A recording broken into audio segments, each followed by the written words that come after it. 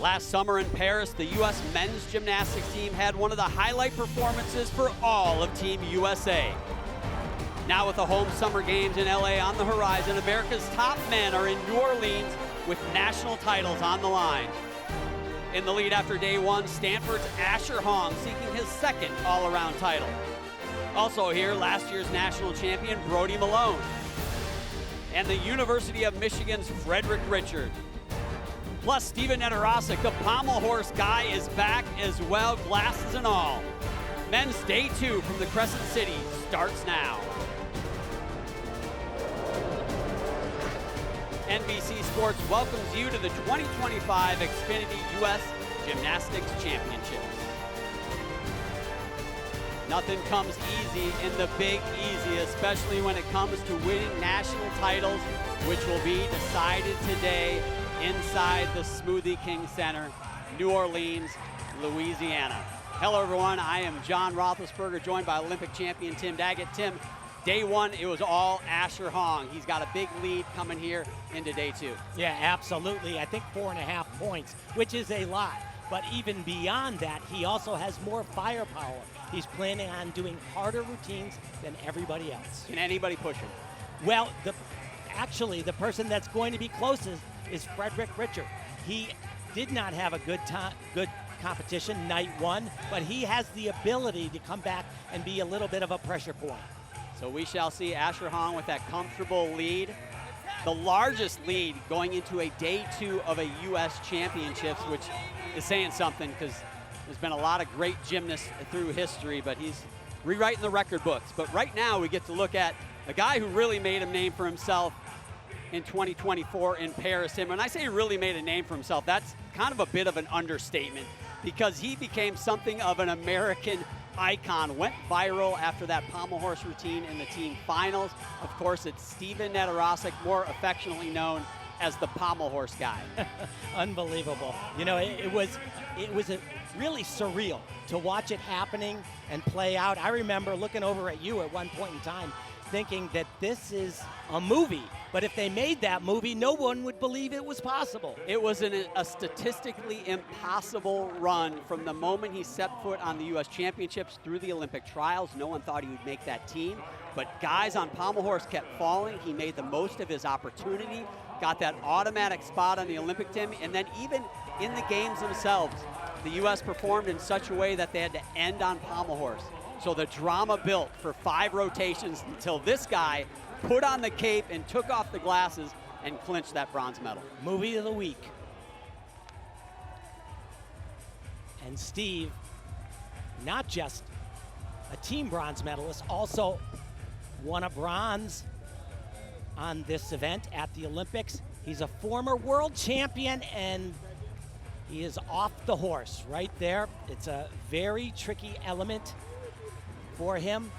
He struggled day one and did not do his planned routine. So now, talking with head coach there, Psych Caesar, this is really tricky though. It's called a busanari, up to a handstand, spin around and go back down into flares, and he was just way too far forward. And for Steven, this competition was hopefully going to be a doorway to going back to the World Championships. And after struggling a little bit, and he's continuing to struggle here, day one, he knew he had to swing for the fences to even give himself a glimmer of hope. Yeah, there is a very strict criteria to be automatically selected to the world team. And with the 2 performances we've seen from Steven, unfortunately, he does not meet that criteria. He will not be traveling to the World Championships. But for those of you wondering, will we see the pommel horse guy again? He has been very open and honest with the fact that it's LA or bust. He wants to give it another run and run it back again and hopefully find that magic one more time. Yeah, you know, I ran into his longtime girlfriend in the arena, in the concourse, just immediately after the final guy landed his dismount at the Olympic Games in the event finals, and she says, well, 4 more years, we're staying in Florida, and he's gonna go for it again. I love that. I love that, to know that quickly. Let's go, Brody! Somebody I am really excited for, a very talented gymnast, Tim, Fuzzy Bennis. This was moments ago. He rocked this day one, and he's capable of doing it all day long. Just a little bit under-rotated, but that was so gutsy. Going for a landing like that on a forward-facing position, he really took the risk. Very easy to sit that down when you're that aggressive, but not bad. Yeah, absolutely going for the stick, trying to build on that performance he had day one. Maybe surprise some people, but an athlete that's just battled many injuries. We'll probably talk about him today, but if he can stay healthy for a stretch of time, we really don't know what the ceiling is for him. Brody Malone, three-time U.S. all-around champion, won it in just a miraculous comeback from a gruesome knee injury last year, and then that led to making that Olympic team, but only doing 4 events here. That knee, he's really deciding whether he wants to punish that knee on floor and vault, so he's doing the 4 other apparatus here at these championships. And so when we were talking about Steven, we were saying to lock in. And you see that score right there, 13.2. The 7-8 execution, that is out of a 10.0. The difficulty value are the skills you do. It's additive. So the more you do, the harder stuff you do, the higher that number goes. But as I was saying, the way you can automatically lock a position or even be eligible at all, you have to place in the top 3 over the 2 days of competition on all the event, on either event or in the all-around. Brody presently in 4th position on the pommel horse. His better chance will come next rotation on still rings. A little bit scruffy.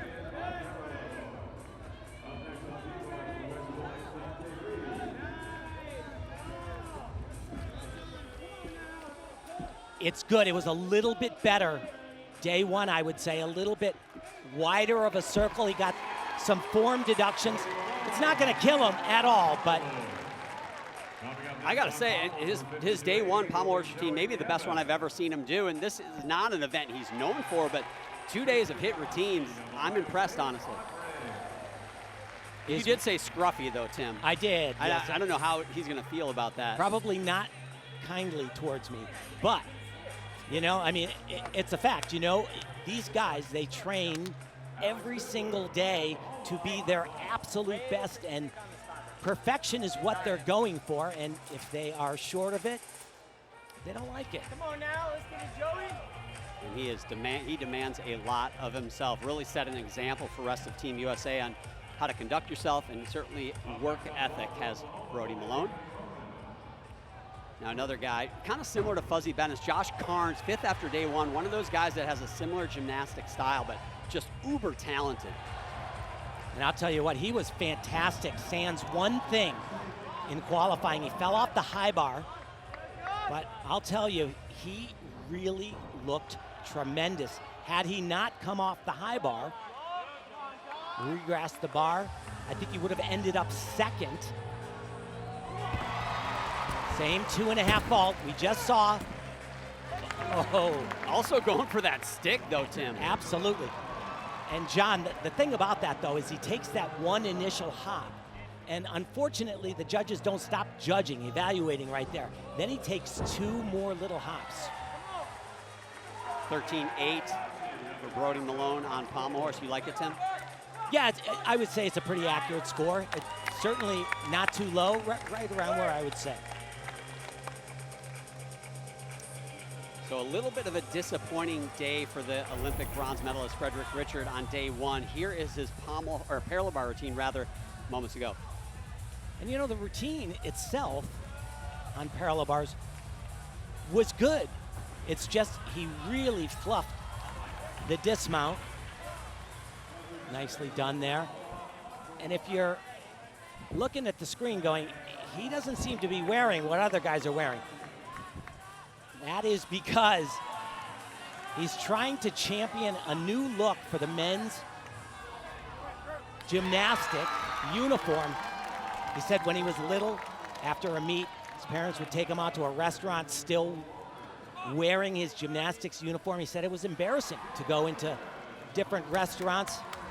Double front, much better than night one, absolutely. But this uniform right here, you're gonna see on the score, he's going to receive a neutral deduction of minus 0.3 because it does not, you see right at the bottom of your screen there, that uniform does not meet the requirements that the FIG, the governing body of sport, mandates for your attire.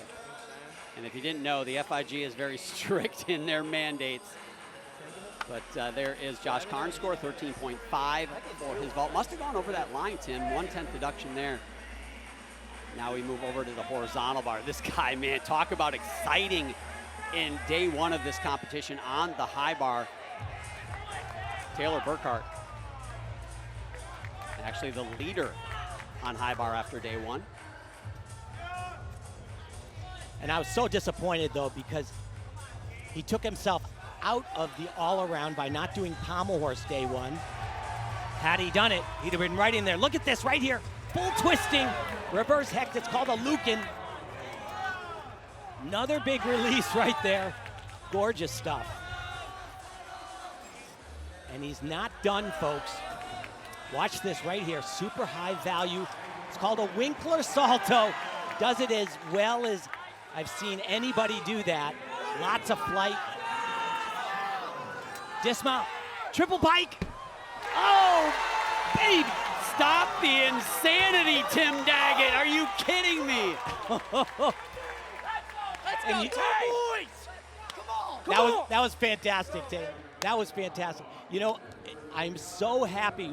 Usually I'm complaining about the FIG and the rules and how they're enforced, but they made some rule changes from the last Olympic Games moving forward, like increasing the difficulty values of some exciting stuff, like triple backs on rings, on floor, and on high bar. And that one wasn't just tucked, that was piked. Awesome, awesome start for him. Tim, I believe if I hearken back to maybe 1983-ish, everything was in black and white. Even real life was black and white. It was so far back.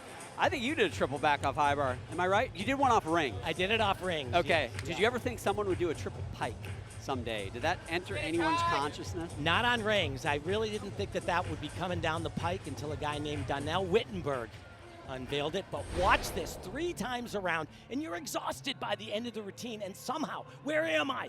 You can't spot the ground until right there. He gets it, and just a small little hop. Kerpow, baby. Is America watching a guy in Taylor Burkhart that could go to a World Championships and win a medal in that event? Could be. Colt Walker had a nice day one as well. Top 3 in the all-around. And here's Colt Walker on high bar. This was earlier. Yeah, there were actually a number of guys who really did an excellent job. Very consistent throughout the competition. I was very happy to see Colt do that. Got to go to a handstand on all these type elements. Pretty good. Now comes the fireworks right here. Gorgeous. One more. Double tuck over the bar. It's called a Kovacs.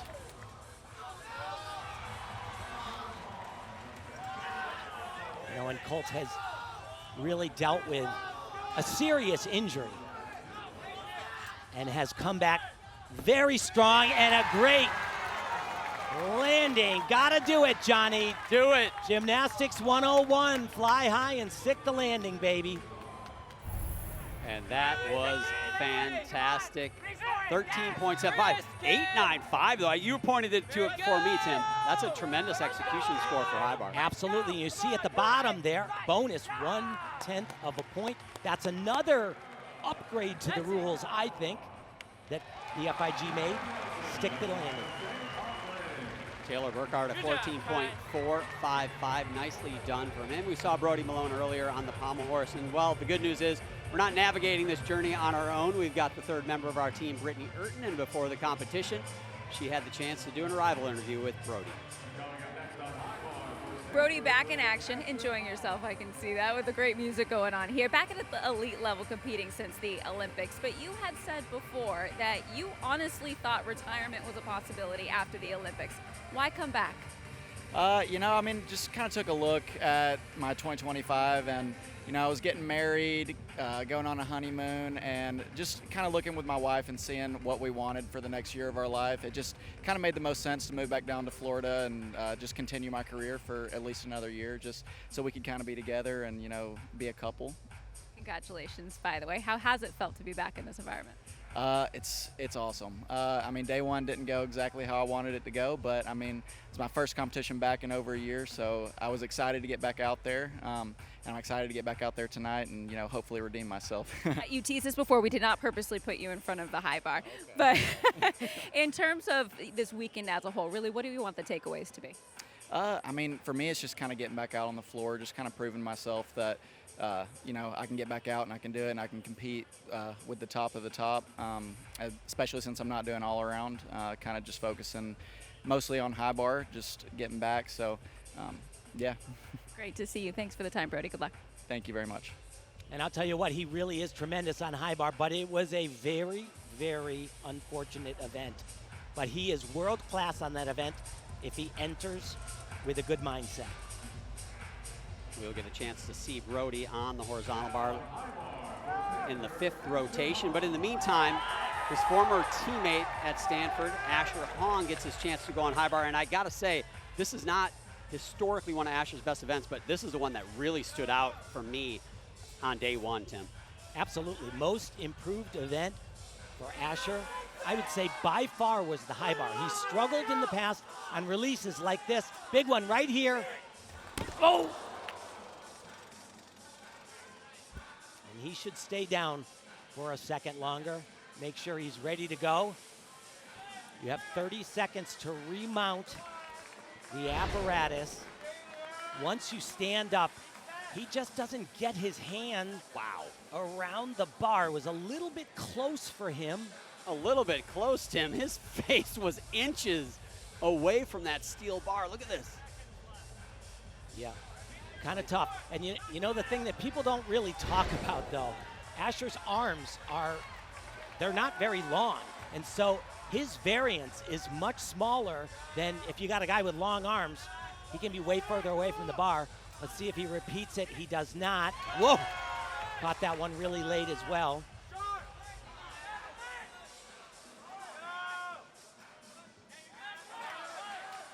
Really low on that one handstand position. That was great, though.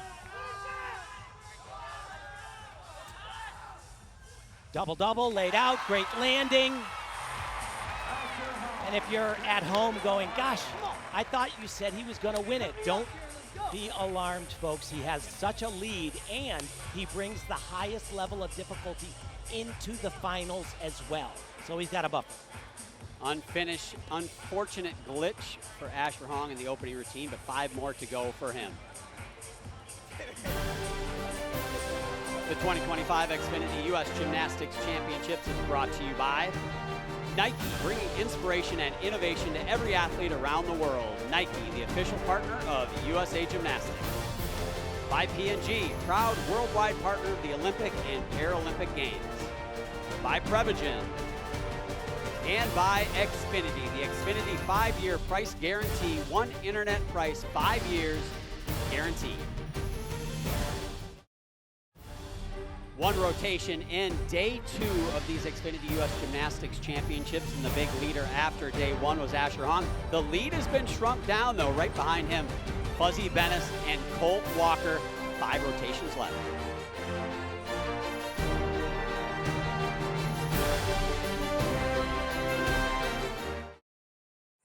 Welcome back to the U.S. Gymnastics Championships. The second rotation about to begin, but the man to my right really needs no introduction. Stephen Nedoroscik. You still got a smile. I know it didn't go exactly as planned. You described it as decent, but what was the best part being back? I mean, the best part is just being in this environment, hearing those people cheer me on and just being with this team. We're a really tight-knit group of guys and having them behind my back. The good news is I'm going to have a good amount of time here to get better, and I'm looking forward to that. In terms of that, what do you really want to focus on?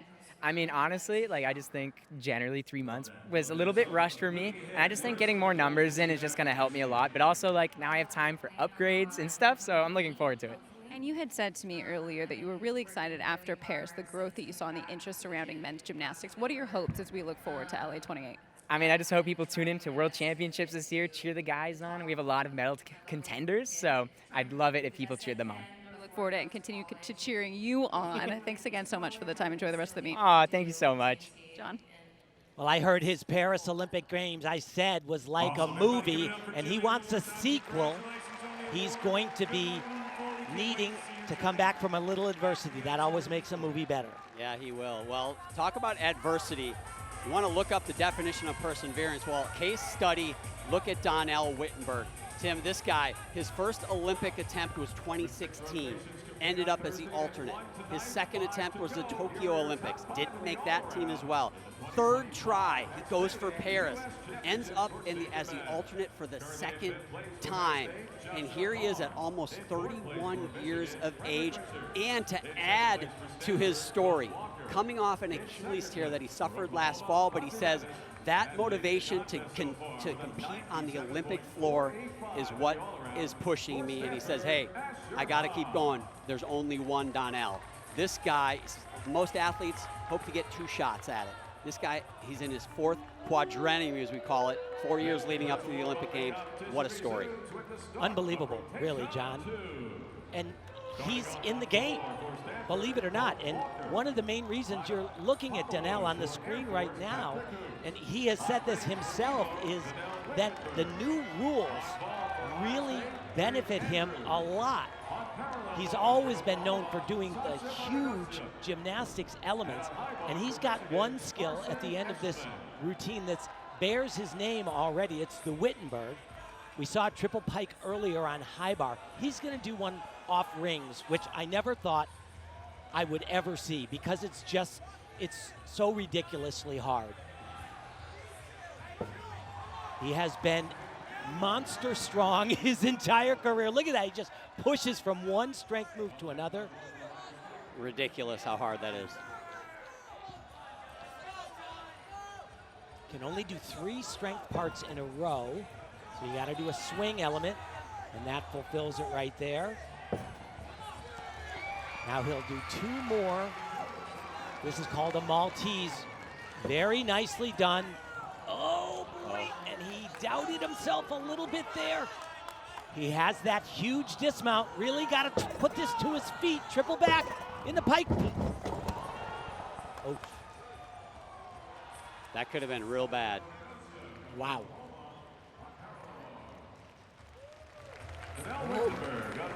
Looking at his grip as though maybe the ring got stuck in his hand almost, Tim. That is exactly what I thought, John, is that, you see, to help you hold on, you've got a piece of leather, but there's also this dowel that helps it wrap all the way around the rings, and sometimes it can get a little bit stuck. You want it stuck when you have a good grip. Let's take a look. And yeah, he is still on that ring. No, it looked like he threw it and went to grab his legs, and it was in between his hand and his leg as he grabbed it. Watch real close on that right side. Oh, he did get off of it, but then it goes right back in. And this could have been, wow, catastrophic. Thank goodness he got over. Well, most importantly, he seems to be okay. But here's the subplot to that. Donnell was winning rings, and he also had the start value, Tim, that you talk about that could automatically qualify him to a world championship later this fall. Well, he has to still win rings and have that start value. I don't think he's winning rings after that dismount, unfortunately. No, he's not going to, and I'll tell you why. The dismount gives him so many tenths of a points actually, and they really can't say that he did a dismount at all. That is heartbreaking. You know, I've seen that happen only a couple of times. But absolutely just monster strong, as I said. Look at, he's holding on perfectly flat, and then he does the impossible. He pushes his body up to a plunge. He just rises up. Tremendous. Amazing. John, I couldn't even have done that in my dream when I was competing. Maybe in a swimming pool. I'll tell you what, next time my kids dress up as superheroes, I think they're going to dress up as Donnell Whittenburg, because that is something.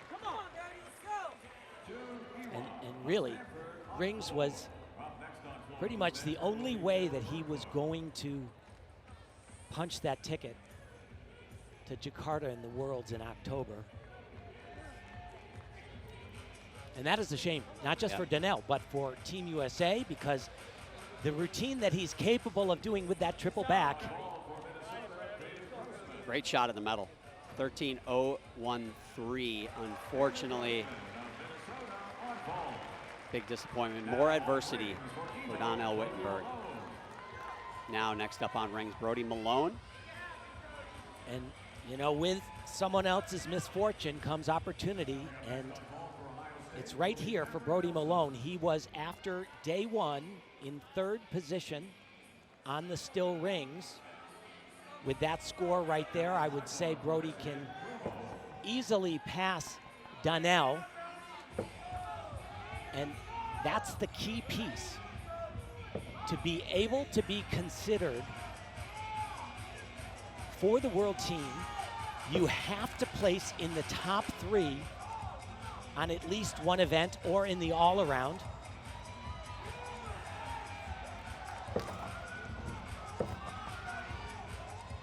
Really strong athlete as well. Has improved that tremendously. New rules, upgraded dismount right here. Oh, and just the smallest hop forward. That was a big routine for Brody Malone, and I bet that keeps his world championship hopes alive. Wife Serena in the stands, sporting the Malone hat. He says it's his new motivation. Competing for more than just himself, he's competing for his wife. One more look, double twisting, double layout. Brody Malone giving himself a chance for those world championships.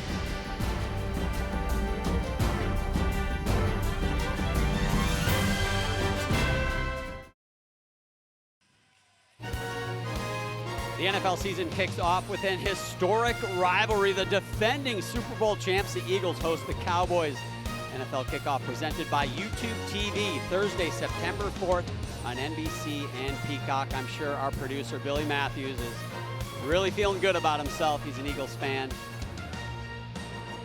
Here are the symbols, too. You see these symbols. Good is the green, yellow is solid, and red is below average. I like to look at it as yellow keeps you in it, green helps you win, and unfortunately, the red helps you lose. But for Brody Malone, he got the green almost half a point better than he did day one on rings at 14.508. Great shot for him to finish in that top 3.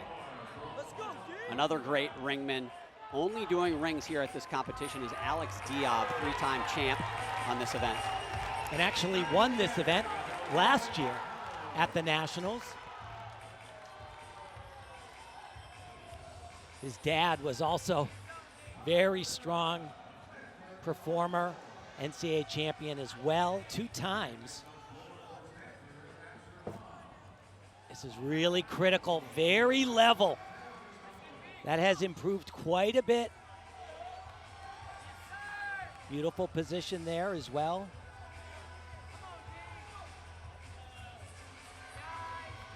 Another good position, and absolutely held for 2 seconds.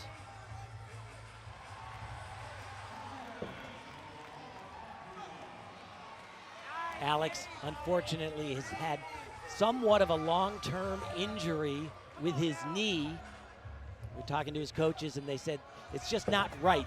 Something needs to be fixed inside the knee. They're weighing all the options. Only do an easy dismount because of that, but easy and stuck, so that's good.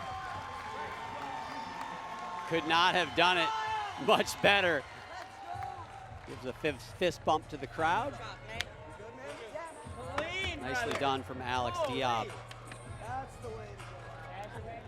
David Grossman from the University of Minnesota. This is an interesting story. David, 15th in the all-around after day one, not contending for the national title here, but he represents a program at the University of Minnesota that was cut during the COVID epidemic. And Mike Burns, the head coach there, said, we are not going anywhere. And he put the program on his back as we see his very nice 2.5 twisting Sukahara, nice landing, and said, we are not going anywhere. And he has kept the program alive. Minnesota is now part of the Gymnastics Association of Collegiate Teams, and he is the only athlete from that program that is here representing at the U.S. Championship. So hats off to the Minnesota program.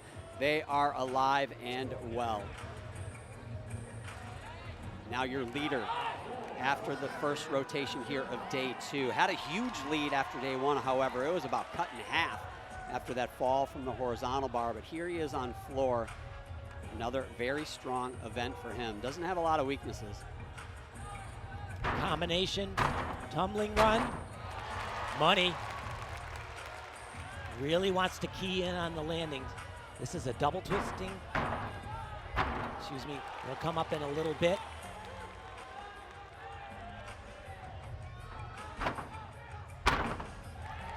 Great landings so far.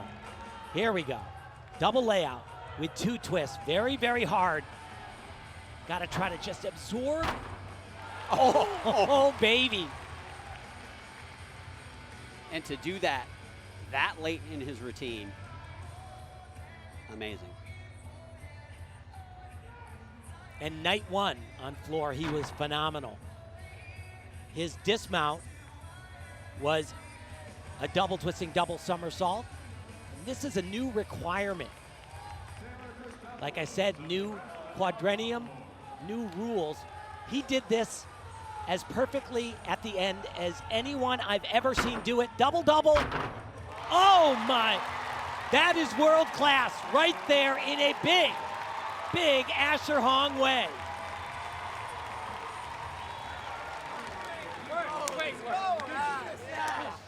Good job, man. Come on. Breathe and get ready for horn. That routine was off the charts sick. You're exhausted at this point. Not Asher Hong, 2 flips, 2 twists, 2 meets in a row, kerpow, right there. Floor hits the ground and they do not move.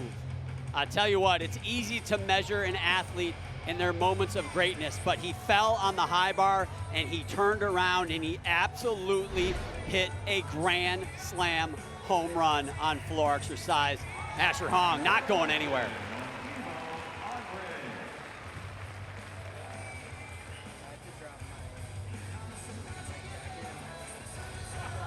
Alex Diab on the still rings, 13.75. Good execution, a little slow on that start value, Tim? Yes, you see only a 5.0. He's capable of doing more, and when he does a harder dismount, that'll happen.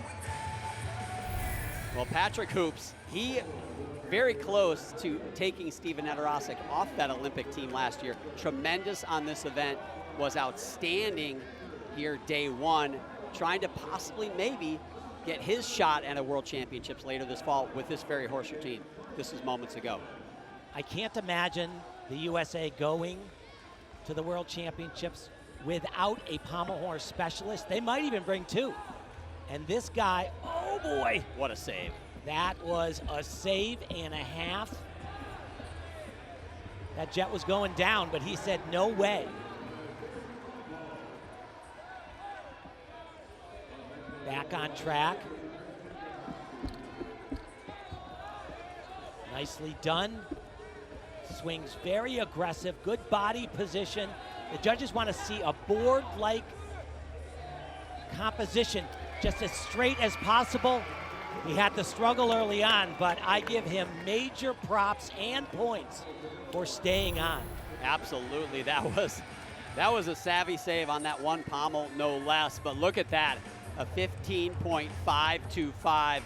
Huge score, Tim. Absolutely, he's right in. He will absolutely be in the discussion.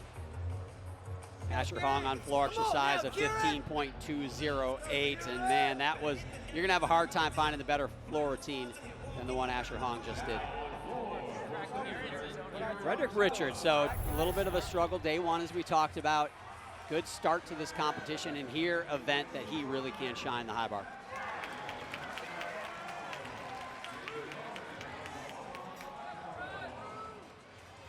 He's actually capable of doing even more difficulty.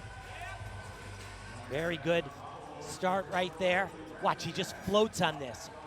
Gorgeous laid out to Tkachev. Now 2 flips, 1 twist. Nicely done. Do another one this time without the twist.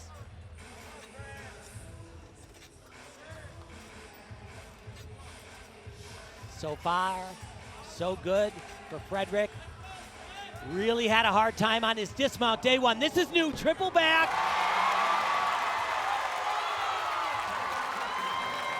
On a patch of glue.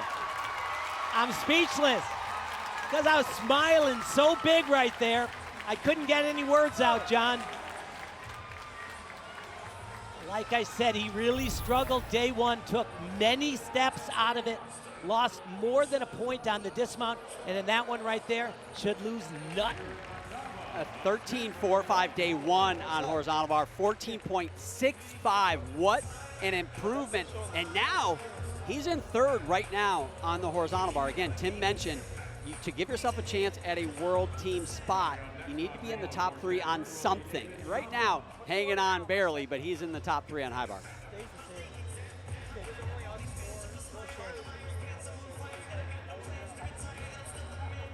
Cameron Nelson has earned a nickname as the triple back guy because he does 4 of them across all the events. He's not going to do one here, but here he is on vault, an event nonetheless. He can go high. Just so powerful, so quick. He'll do a double somersault here, and he'll add 2.5 twists, so hard. Nicely done. I mean, he's great on vaulting. He's just better on floor. And that is the event. Certainly he shines the floor exercise, which he will have a shot to be a world team member later this fall. We'll see what happens. It's a couple rotations away, but 15.071. Great effort there. Fuzzy Bennis, second place after the first rotation. That was the vault. Now he moves on to the parallel bars. This was earlier. You know, I said this night one, John. You really can't teach how to be a super competitor, someone that is better when it matters most than they ever are. And Fuzzy absolutely has that. He's able to go out there and just be so confident, so composed.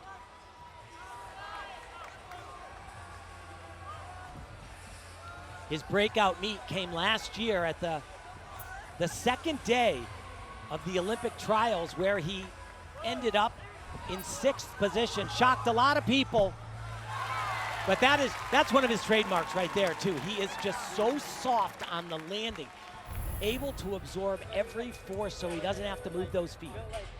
So Fuzzy Bennis keeps rolling, 14.05 on the parallel bars. 0.6 better than he did night one. And that's what you hope to do from day one to day 2 at a U.S. Championships. If you can build, if you can improve, you're heading in the right direction. June EY was 8th place after that first rotation. Outstanding on this event, the floor exercise, and this was earlier. And he is a talent. I'll tell you what, I actually ran into his dad and his high school coach, Nori, who is an Olympian for Japan. And I said, wow, he looks fantastic. And he smiled, and I said, just Pommel horse. Pommel horse is the next event. And his dad says, yeah, he looked up at the scoreboard after floor, and he was like, whoa, kind of got a little bit thrown by it. But that's what they call gaining experience, and he will do it and gather a lot of it.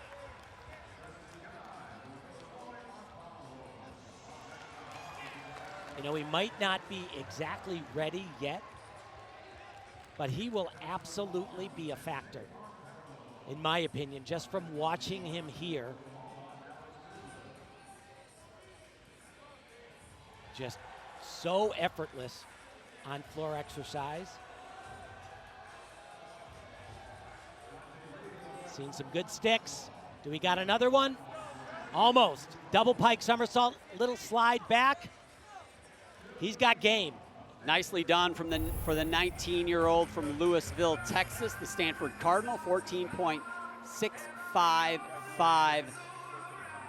Well played as he gets ready for his third rotation. Well, right now it's all about Asher Hong. Struggled on high bar, came off with a big crash, but comes back on floor exercise with a huge number to maintain the lead.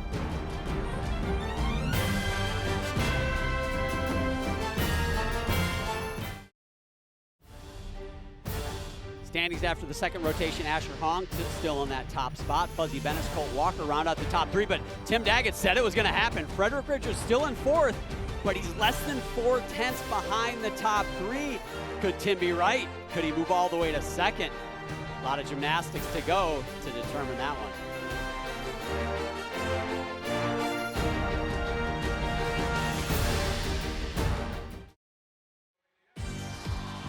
Don't miss AGT, summer's #1 show in its epic 20th season. America's Got Talent, new on NBC and Peacock.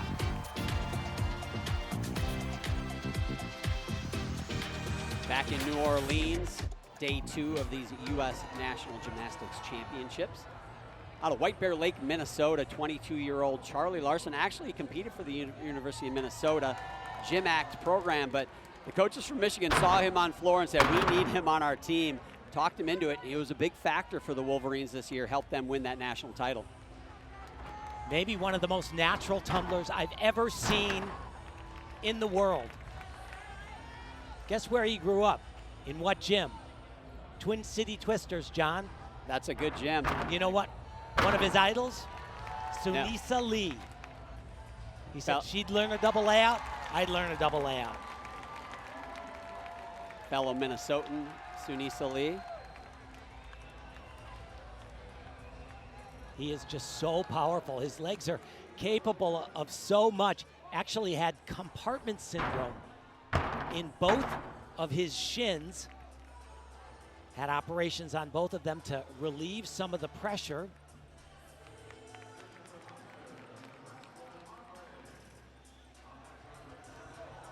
He just makes it look so easy. I mean, a whip to a double layout. Finishing right here, full twisting double layout. Wow, oh. So much spring. Hey, I do gotta give a quick edit though. I think it's a shout out to Midwest Gymnastics, which is Suni Lee's Oh my gym. gosh, you're right. My good friend Jess Graba, Suni's coach, will probably want me to set, as much as I love TCT, that was my club growing up in Minnesota, but Midwest Gymnastics, fantastic as well. There's your standings again after the second rotation. Asher Hong getting ready to go on the pommel horse.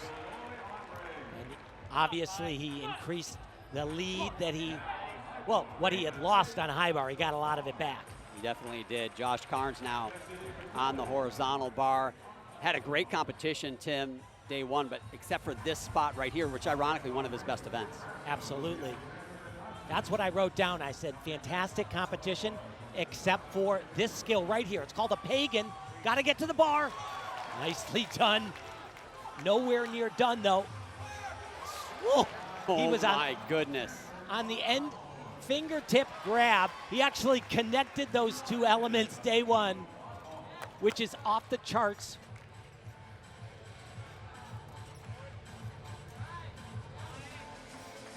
I'll tell you what, I have been waiting for this young man to get it all together and put together a string of time where he wasn't injured, and it looks like he's there. So the amazing thing to me, and this gives you an idea of how savvy this kid is on high bar, he told me that he likes to connect the pagan right to another release move, as we see this replay right here. He likes to connect it to that, but if it doesn't go exactly as planned, he does the casino, the laid out full twisting double over the bar, and then connects that instead. It's his backup, he said. It's ridiculous. So hard. Dismount, 2 flips, 2 twists in a laid out position. Like I said, I watched him grow up, and I was just awed by him. Great to see him here. We'll get the score for Josh Carnes in a moment. 13.95 for the Michigan Wolverine. Charlie Larson on the floor exercise. Go, David! Green for great. Now Asher Hong over on the pommel horse. Like the horizontal bar, pommel horse, one of his weaker events, but Tim, 13.4 in day one. Top 10 on this event. Yeah, it was one of the better routines I've ever seen him do. That was excellent right there. Does a lot of this flare work, wants to keep his hips as extended and as high above the pommel horse leather as possible. That's what the judges are looking for. Good fight. Want to keep his hips a little bit more open. Body should be completely straight. Whoa. It looked a little funky, but oh my gosh. My goodness. Best routine I've ever seen him do in competition right there. That was a big one for him because if things are going to go south, they can go south quickly on pommel horse.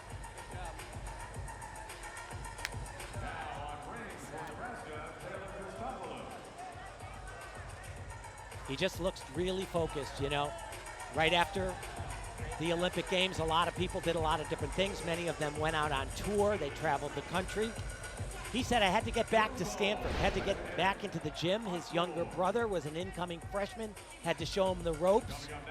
And I'll tell you what, John, looks like it worked. Absolutely. He got back to work, and what I love about that, the routine was not perfect, but he kept it moving in a way Asher Hong hasn't done that in the past. He's off, and he just gets clean. Yes! Yes! That's what I'm talking about! Did he stick that? He better have stuck that. Tom Galimi, what's your nickname for him, John? It's Butterbean. So feel free to say hi to him anytime you see Tom around town. He will really appreciate it. He was my coach. He coached me to the 2000 Olympics along with my dad, obviously. So I get that ability to call out his nickname on national TV. But he's done, what a job he's done at Stanford though, Tim. So many national titles, national team members, Olympians. 14.102, got the green. Did Josh Carnes for that high bar routine. Big improvement over day one there. But your leader improves on his day one score as well with a 13.6 for that pommel horse routine. Dare I say it's smooth sailing the rest of the way.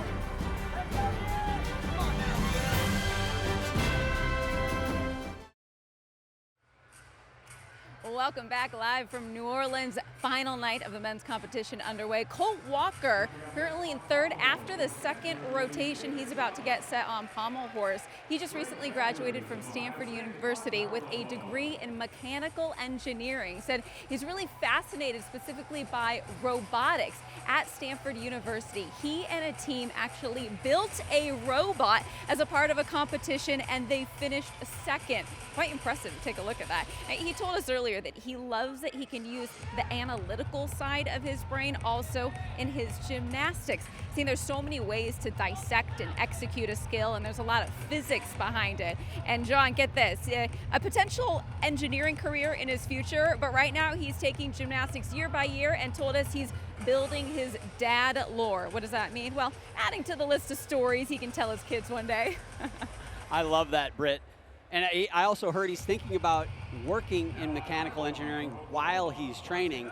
And I'll tell you what, I mean, my hat's off to him. I was in engineering school for about 5 minutes until they kicked me out because I couldn't get through calculus. So to do your job and train would be impressive. Let's go over to high bar now. Fuzzy Bennis sitting in that second spot. This is a big event for him. Finishing the top 3 on this event in night 1. Big release right here. Same one we just saw from Joshua Carnes. Another big release. Wants to be a little tighter with his legs. Day one I saw, it was fantastic, but look how he's just a little sloppy right as he's grabbing the bar, but that's called nitpicking, Tim. I was gonna bring that up, Tim. Gotta go to a handstand. Very flat again. That's a 3/10 of a point deduction. And some excitement right here, new rules. Triple backs are back in season.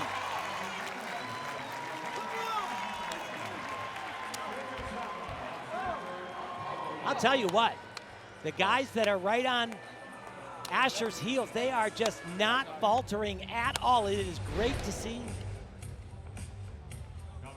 This is called a pagan. It was an evolution of a skill that was a Gaylord. My teammate in 1984, he added a half twist to it, so it becomes his named skill. Love that we're seeing these triple back somersaults. You know, you're tired and you're a little dizzy at the end of a high bar routine, to be perfectly frank, and to flip 3 times around and somehow find that ground with just a small little hop.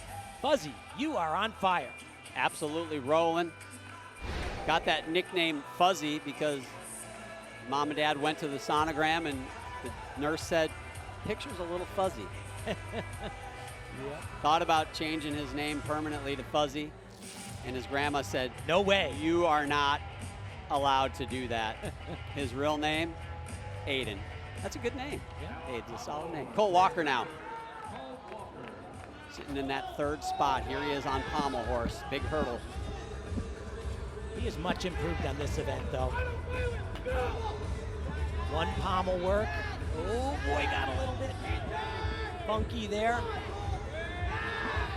Back on track, though. Good to see that.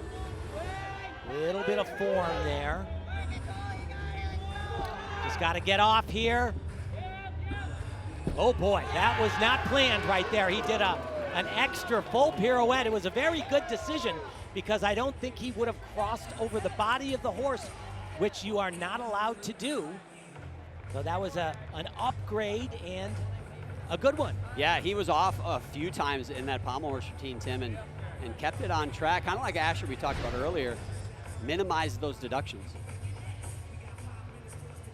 So right here, he's supposed to come off right there, but he's not in the position, like I said, to travel over the body of the horse. Makes a quick little change there. I'll tell you what, not to be understated, he didn't move his feet on that landing, and I've seen a lot of guys in that situation take a hop or a step, and that's an unnecessary 3/10 he avoided. Fuzzy Bennis with a 14.005. That is big for him. Keeps Fuzzy high in those high bar standings. Frederick Richard moving up the all-around standings, less than 4/10 behind that coveted 3rd spot. Here he is on floor exercise earlier. Big mount. Now the combination, tumbling run, small hop forward, but that was more than 1 foot distance, so it'll be 3/10 of a point. If it's less than a foot, it's only a 1/10.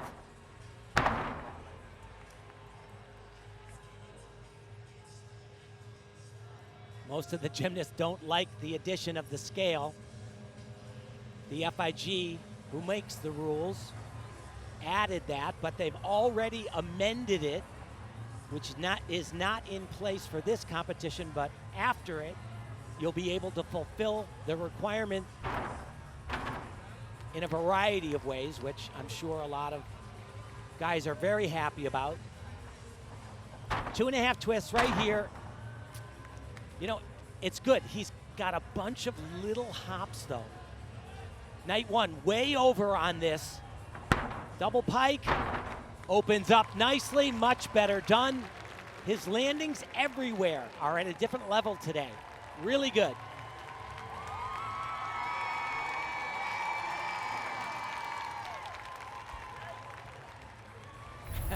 Having some fun, as Frederick Richard always does. 14.002 for Frederick Richard. Where does that land him in the standings? With that Colt Walker score of 12.85, little disappointing there, gets the red. That moves Colt to 4th, and lo and behold, Frederick Richard to 3rd. Stephen Nedoroscik, the pommel horse guy, one of the most famous faces in gymnastics, signing some autographs. Guys are very happy.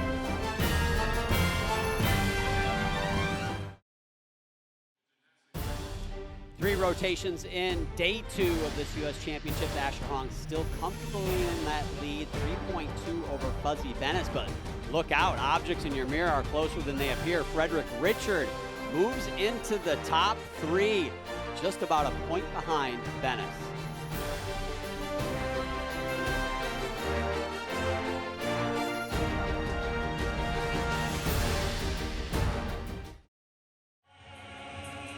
We are back. Asher Hong in the lead, going to still rings.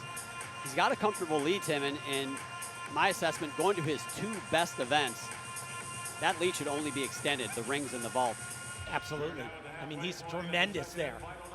Not bad on parallel bars either, just so you know. No, absolutely. Really in a super comfortable spot is Asher Hong. 3 events, very consistent for him, very high scoring for him as well. So some of the drama may be unfolding behind Asher in that battle for that 2nd and 3rd spot. Josh Carnes, one of those athletes, 5th place after the 3rd rotation. Within striking distance of that top 3, but he's going to have to be really good the rest of the way. Floor exercise, his next event.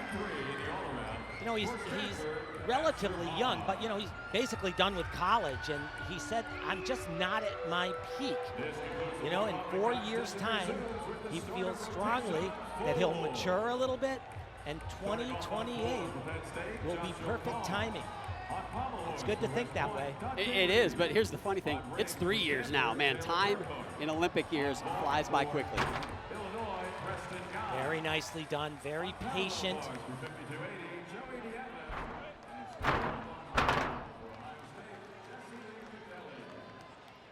Landings on floor exercise, so critical.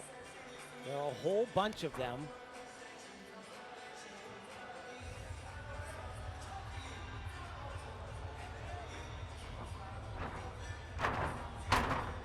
Oh boy, that was a good, dealt with that.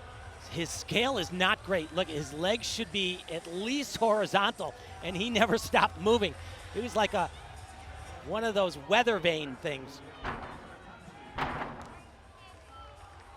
Full twisting double somersault, big hop on that.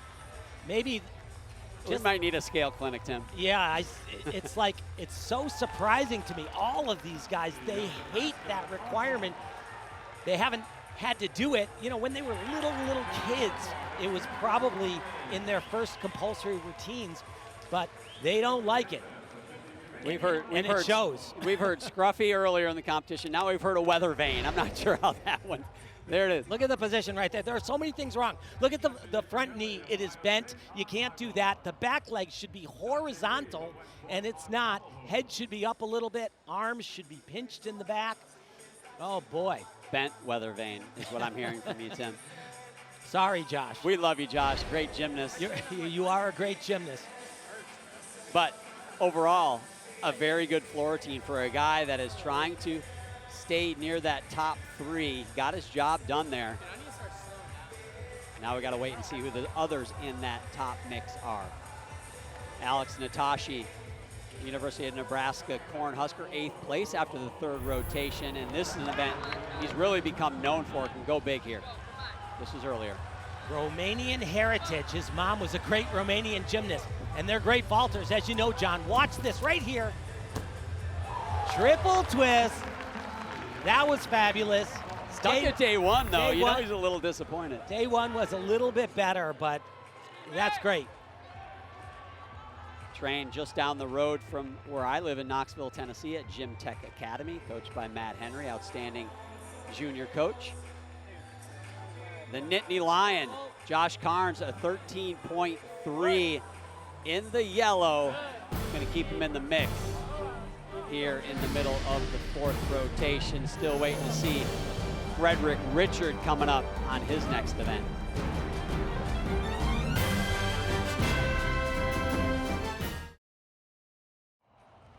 Asher Hong getting ready to go on his 4th event. It is the Steel Rings and a strong event for him. Tim, somebody I know you think should be in a world final potentially on this event.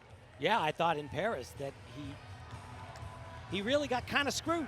I thought he was good enough to be in the finals. He would have looked good there.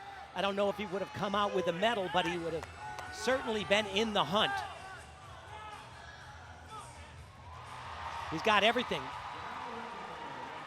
Really good inverted cross where you're upside down in that handstand position, but your arms are out to the side, horizontal. So hard to do it precisely. Nice right there. Here's that inverted cross right here, waiting for the swing of the rings. Really good. He is much improved.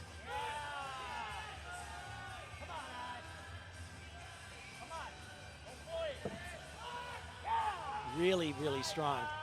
It's been like this for a long, long time, but he his strength really kind of got to the next level fairly recently. Has a big dismount planned. Double twisting, double laid out somersault. Find the ground. Oh boy, that was a little bit low for him. Certainly gonna survive it and probably will only increase his lead, but he can do that dismount better. Yeah, he definitely can, but man, way to minimize the deductions. The Asher Hong family in attendance. Dad Rick, left hand of your screen. And they are a gymnastics family. It's not just Asher. All of his brothers do gymnastics as well.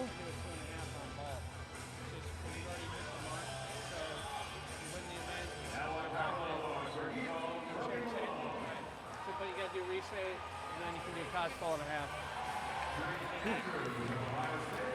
So they're talking. Whatever you do, hey, you're going to need to warm up the full and a half if you're doing that. So get your breath, and then we'll decide. So they're talking strategy right now because as of right now, Asher Hong is locked for the world team because of his vaulting day one totals. He did 2 super hard vaults. What Tom Galimi, head coach, was just talking with him about is you're going to do the first one, the same super hard vault, and then maybe we'll do a little bit easier on the second because you're going to be fine. I don't know, he didn't look, what did you think, John? He didn't look that receptive to that strategy right there. I heard an okay. You know, as an athlete as competitive as him, he probably wants to go big all the time, but it was an interesting look behind the curtain a little bit right there. 14.468. Let's go, Kieran, come on. Rolls through that ring routine. Now the guy that's in second place, trying to hold on to that second spot. Really not realistic to think he could catch Asher Hong, but look out, right behind you is Frederick Richard. So this is an important routine for him. He's got to go big here, right, Tim? Absolutely. 3/10 hop on that landing. Backward tumbling pass right here, double. Fights for that landing, but he did land with his chest down. The judges look at everything. Oh, that was money. That is so challenging to do. A triple twist down the side so you don't get a good run to gain enough speed, and he made it look like nothing.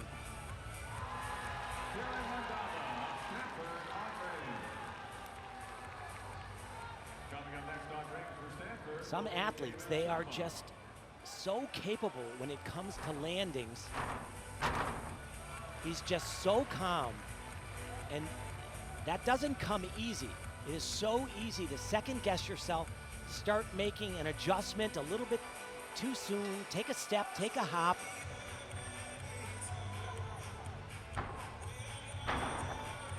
Big hop there though, a little bit maybe gassed out. Second day of competition, end of a floor routine, that might be the most tired you are.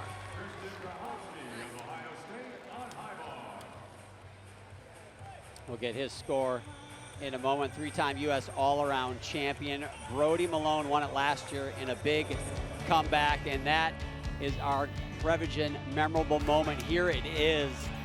Devastating knee injury earlier in the year leading up to the Olympic Games. Actually, the year before that, came back. A lot of people thought, no way. But not only did he come back, but his big debut doing the all-around was the U.S. Championships, and he was machine-like in winning that. And most importantly, he really wanted that belt buckle, and he got it. And that was our Prevagen memorable moment. And for more on Brody and his busy 2025, let's go down to Brittany. Well, John, on that belt buckle, he had said at the time that he had to win because he was the only gymnast that would actually wear it. Well, he kept his word. You mentioned about the exciting 2025 he's had. He got married in May to his now wife, Serena, in his hometown of Rockmart, Georgia. And yes, you see it there. That is the belt buckle from championships last year on a belt made by his father. He told us Serena wasn't exactly a fan, despite her looking very happy there, but it was his only must-have. So she let it slide. And to add to an already incredible year, they welcomed in the newest member of their family, a Boykin Spaniel. Oh gosh, he's adorable, named Gunner. And I am very sad, John, that he is not in attendance. I know, I want to meet Gunner. He might look cute, but I tell you what, Brittany, that dog's going to be a hunting dog. So cute. Well, he's got a hunting father, that's for sure. He absolutely does. Speaking of Brody Malone, this was moments ago on the parallel bars. And I was talking to Brody about all of his different events, and I brought up parallel bars, and he said, P-bars makes me so angry. And I'm like, angry? What do you mean angry? He says, I just can't find the right combination of skills. I put all this work into stuff, and it doesn't pan out, and I'm left holding the bag. He's actually quite good. He's uber critical on himself. Kind of see that in super aggressive type A personalities, that's for sure. Super clean routine, double front. Oh, baby. Much better than day one. Yes, that was spectacular right there. He was angry after that high bar routine day one, and certainly has looked sharper here so far. 14.35 for Brody Malone, and that parallel bar routine got the green.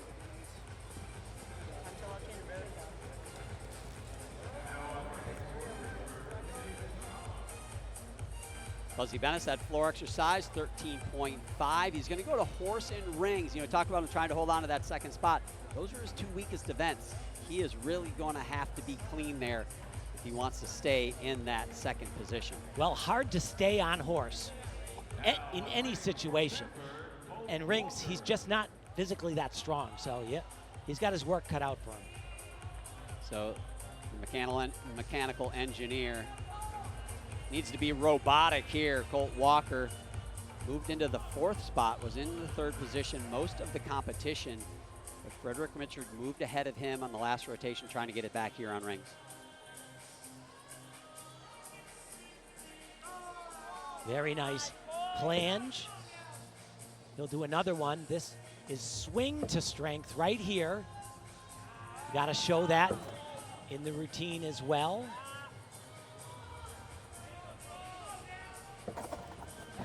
And Colt is just really solid.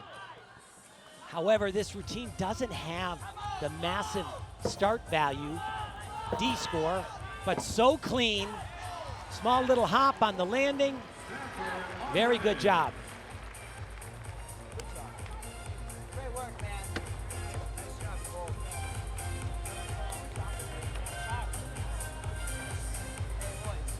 Coming up next on rings for Stanford will be Joe Ewen. Vault and parallel bars yet to go for Colt Walker. Dismount. Good.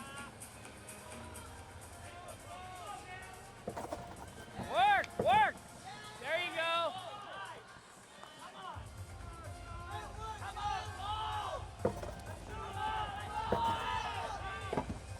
Yeah, Colt.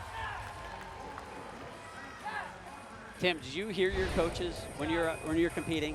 Not a word. I didn't either. They could have said anything they wanted to. Yeah. You know, but you don't hear words, but you kind of, I don't know if, Your energy. yeah, I used to feel some emotion. Just leave it all out there, boys. We're almost done. Home stretch. This is where the real gymnasts show up. All the power. This is where we can use all the emotional energy we got. P-bars, rhythm. Let's freaking finish it off, right, boys? All right. I got the sixth event. Stanford on three. 1, 2, 3, Stanford! Let's go, dude! It's an individual competition, but these guys come and they still compete as a team because they do it so well throughout the collegiate season, trying to bring that same energy. Come on, Jay! So moved into third place after that third rotation, but you got to go to Pommel horse, and this is where anything can happen. This was earlier from Frederick Richard. And day one, they took away the value of his first skill, which basically ended up costing him a full point. I looked at it several times after. I didn't think they should have, and they shouldn't there, that's for sure. Wants to keep his body as extended as possible. He'll break up. Oh boy, good struggle right there. Show a bunch of flare work right now, and that is a problem right there. Come off the horse, full point off, lose the skill if he didn't repeat it, and not what he was looking for at all.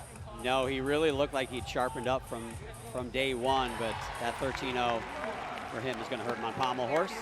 5-time world team member, trying to keep that hope alive to go to his 6th, but here's Donnell Whittenburg on the parallel bars earlier. And you know, for Donnell at this point, for a lot of guys, it's not about the all-around. He's not even doing that. It is about getting the call to go to the World Championships. He was 3rd on parallel bars night 1, and that's the criteria you have to, that's the minimum criteria to be considered for a world team. You got to place in the top 3 combined of the two competitions. That was great. That'll help right there. You know, earlier, his best shot was on rings. He was almost for sure locked, and then he had that mishap on the triple back somersault, but he's still in 3rd on that event as well.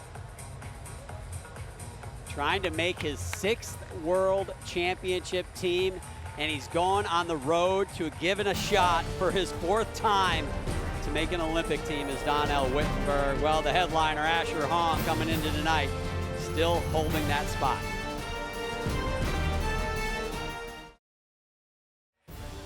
Asher Hong holding that top spot comfortably, but the drama unfolding for the silver and bronze medal here. Fuzzy Bennis, a 1.5 over Frederick Richard. Frederick Richard holding off Colt Walker. 2 more to go.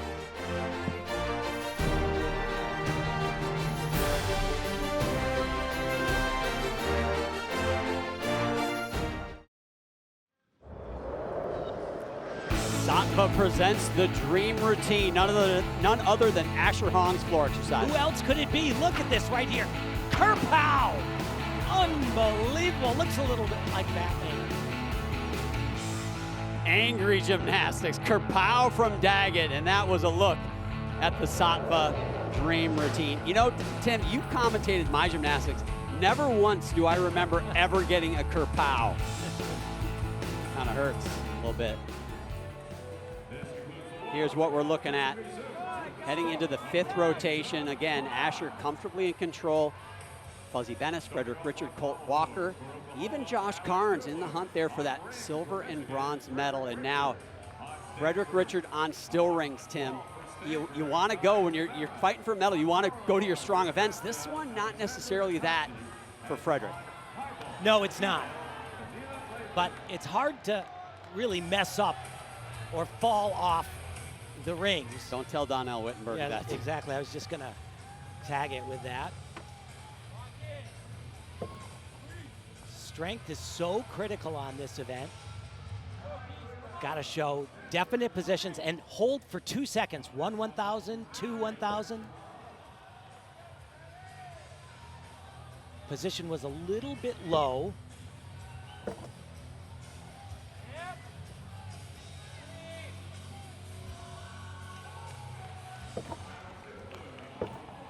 His swing elements, nicely done. Also does that big dismount that a lot of folks are doing nowadays. And wow, that's exactly what he needed. And the new rules, let him do his dance, not going to infringe.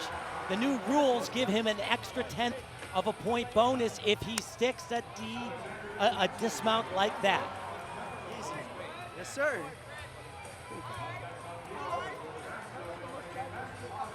Oh, there's Paul Judah right there, his Olympic teammate on the floor.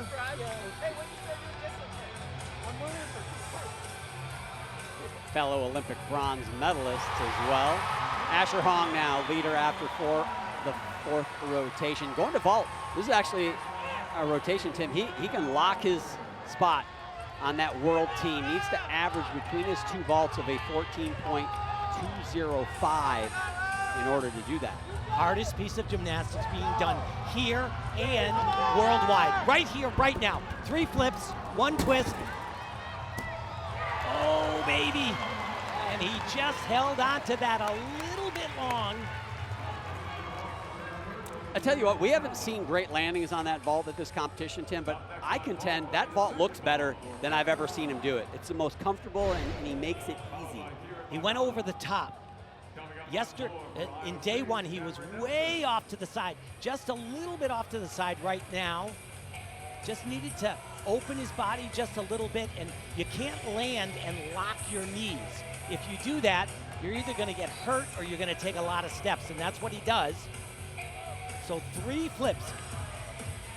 Unbelievable. There's 2 and 1 more. He does a full twist in the middle of that. John, I can't even imagine doing this. I'm shaking my head, honestly, as I watch it. I've seen it a bunch of times, and I still shake my head. Karen Hong, just another day at the office for the Hong family. If your son is superhuman. If she's watching that stuff, someone needs to let her know that that's really dangerous and maybe don't watch. So Asher Hong doing 2 vaults. You got to do 2 vaults to be the national champion on this particular event. And I don't know what he's going to do, but remember, his coach, they were talking about strategy and talking about doing an easier vault. I actually thought he did the second vault excellent day 1. I would prefer, if it were me, I would want to stick to the game plan, but so he's either going to do a triple twist or a 2.5 twist. His coach recommended the 2.5.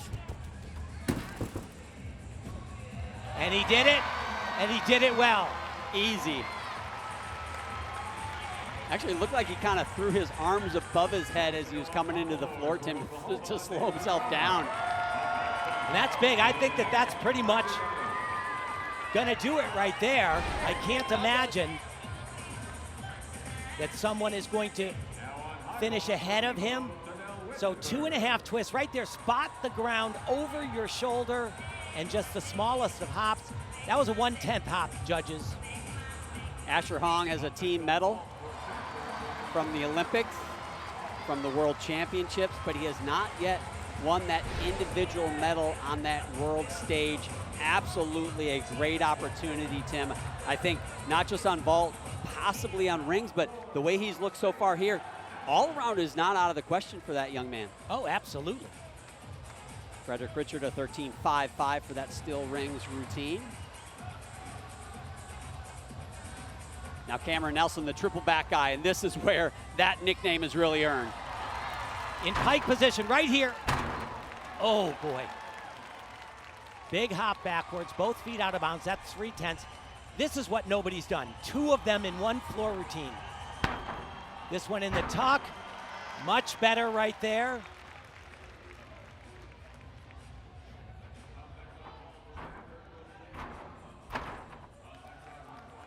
And he already has the score, the difficulty score that he needs to automatically lock a spot on floor exercise. He needs greater than a 14.815 to move into the lead.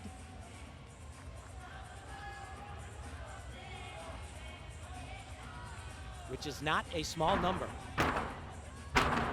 Oh boy, and that's costly right there. You got a 3/10 hop, and then you got 3/10 for being out of bounds again. Full twisting double layout. Nicely done. I'll tell you what, though, he opened the door. It's tremendous, but yikes, maybe a little too wide.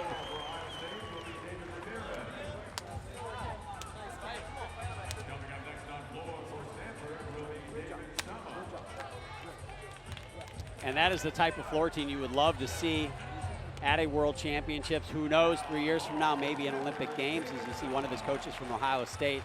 Guy you competed against, Tim, Casimiro Suarez, someone I idolized growing up as a kid. Yeah, he was the man, I'll tell you what. Competed for Cuba, was one of the biggest gymnasts out on the floor forever. The equipment hurt after he competed. Triple boy.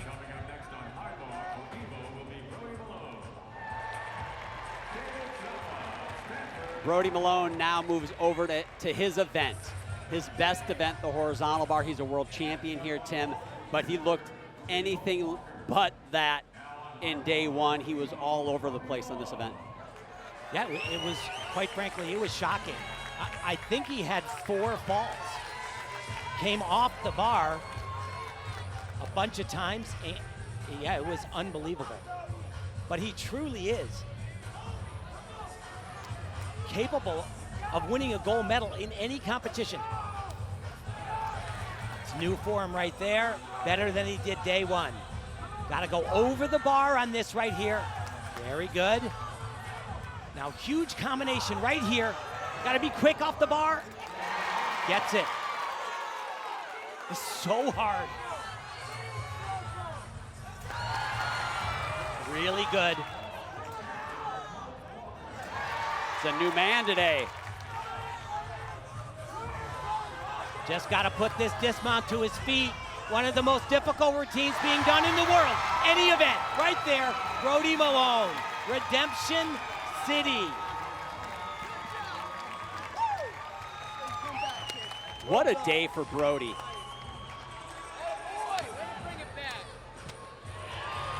Yes, sir. That's what you're doing. Yes, sir.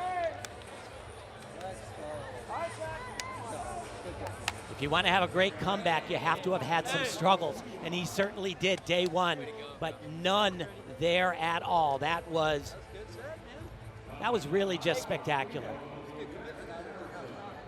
Touch early. We'll take it all day.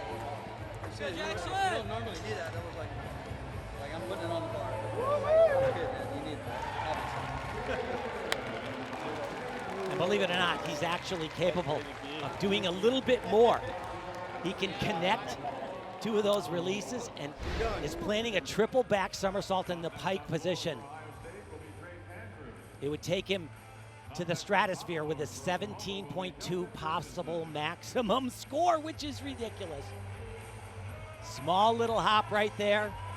Happy for this young man. Absolutely, nicely done today. Way to come back from day one. Wife Serena is happy. Looks like she's on the edge of her seat.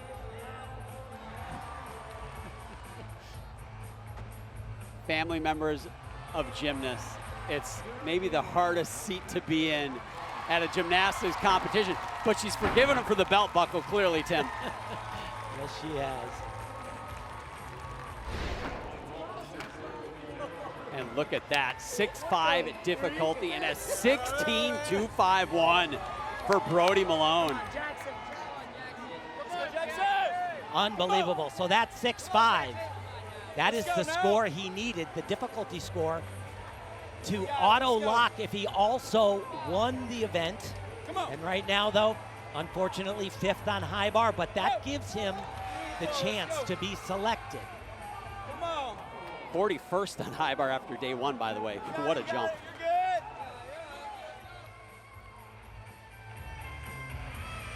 22-year-old Taylor Burkhart, Stanford Cardinal, moves over to the vault. And when I said he's in the hunt to be selected, he is in the top 3 on rings, I believe. Brody Malone. This is a very unusual vault, John. He's going to do a half turn onto the board. It's called a round off. He'll dive backwards, do another half turn, rebound off the table, fly, do 1.5 flips in the air, laid out with 2 twists. Super intricate.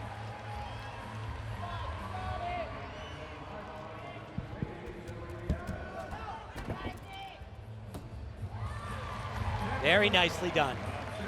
Beautiful. Part of that Pan American Championship team that won gold earlier this year. Taylor Burkhart's had quite a year. of those athletes. He's been around a little bit as well, Tim, but feels like he's on the upward swing.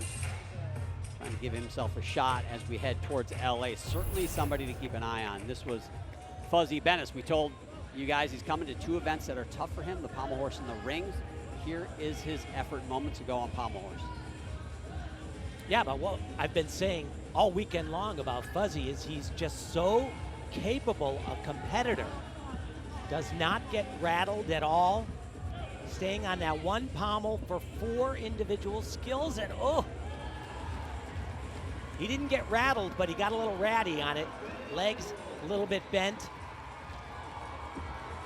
The one thing he just needs a little more speed and a little bit more distance, his hips from the pommel horse. Just got to get off smoothly. Oh, baby, that was a fight. Holds on right there. But he would like to have that dismount back in a couple of those places where he got a little bit sloppy. Yeah, 12.95, so gets the red on that execution of a 7.75, trying to hold on to that second position. A guy, so many injuries, we alluded to it earlier, shoulder, cut a ligament in his thumb, carving a pumpkin of all things, which again, I'll go back to my contention that you should just skip Halloween and go right to the Christmas lights, but a guy that you just want to see stay healthy for a long period of time and truly see what he's capable of. And this is another athlete similar, Josh Carnes. Yeah, they're very similar in a lot of ways. Josh has a little bigger swing on horse though, and this is very tricky. Holds on. What a fight. Remember early in the night, Stephen Nedoroscik, he came off on that skill right there. And I'll tell you what, it would have been really easy for Josh to have come off on that as well. But no way. A great routine, a great fight. He has been doing fantastic. So happy. And Josh Carnes sitting in that 5th spot, not out of the question, certainly to move into the top 3, maybe in the top 2. We shall see. I would guess he's going to close the gap at the very least on Fuzzy with that pommel horse routine. Would you say so, Tim? I would, absolutely. It was cleaner. I believe he's got maybe a little bit more difficulty.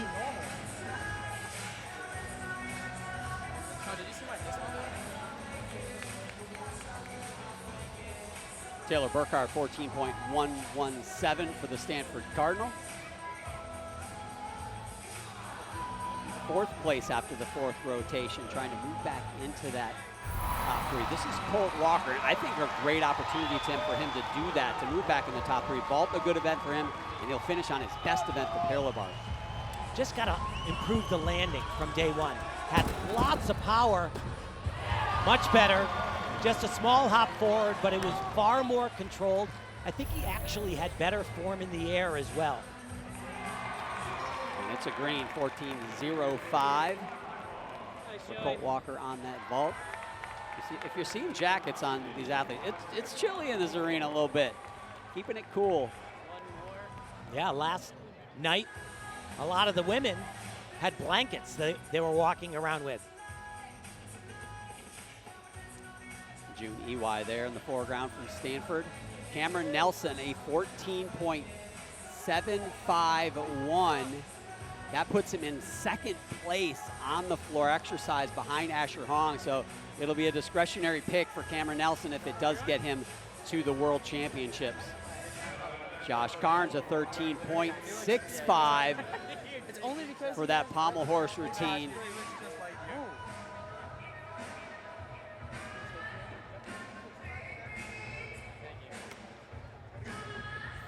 That'll keep Josh Carnes in that 5th spot. Waiting for the score to come in is Serena. She even knows what a great score is in men's gymnastics. Asher Hong, 6.5 ahead of the 2nd place gymnast Fuzzy Bennis. Frederick Richard, though, and Fuzzy Bennis battling for that silver medal spot. Tim Daggett, John Roethlisberger here as we get ready for the 6th and final rotation here at the Xfinity 2025 U.S. Gymnastics Championships. Tim, talk about really what stood out for you today. Well, Asher Hahn, I mean, he's been absolutely phenomenal. Had a rough start, which I kind of like, because you like a little adversity, and he has just used that, and it has fueled him. He's been fantastic, you know, and it looks like he's going to win his second national title. Not in your league, John. You got 4. I only got 1, but winning 2 is a big deal. Yeah, no, absolutely. Somebody that you absolutely got to keep an eye on heading into the World Championships, Asher Hahn. He's locked his spot. He will be there, hopefully winning medals for Team USA. But we're going to watch those guys right behind him working for that silver and bronze medal. But Asher Hahn, hey, if you're winning by that much, you can just hang out and sit on the parallel bars and get ready to just take a victory lap.